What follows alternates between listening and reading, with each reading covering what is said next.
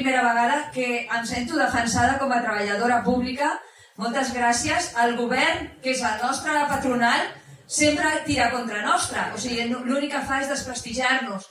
Llavors, moltes gràcies. Dir-vos que la IAC, que és majoritària al sector d'ensenyament, ja està mobilitzada. Ja fa anys que nosaltres defensem el sector públic i a tots els nivells, que estem en la plataforma i que oferim la nostra xarxa de delegats i delegades per poder estar als pobles i les ciutats de Catalunya per poder fer força contra aquesta llei que nosaltres ja hem demanat també, com deia la companya, el senyor Aragonès, que vingui a la nostra mesa de negociació i ens asseguri que els nostres llocs de treball no perillen, que els serveis públics no perillen. I encara estem esperant resposta. Tan aviat punt ens digui alguna cosa, ens asseguri que realment els serveis públics seguiran, doncs també informarem. Avui, per exemple, hem fet una assemblea a la Dgaia i les companyes treballadores socials, els serveis socials en aquests moments són un caos. El Servei Públic d'Ocupació, els companys aquí estan lluitant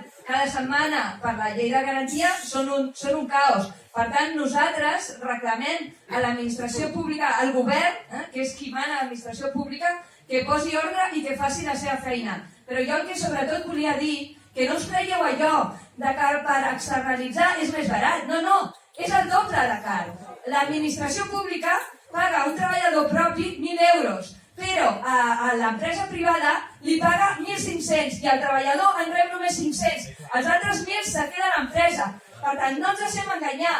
A l'erari públic ens està costant molts diners aquesta privatització i és a costa de totes i tots. Moltes gràcies, companys.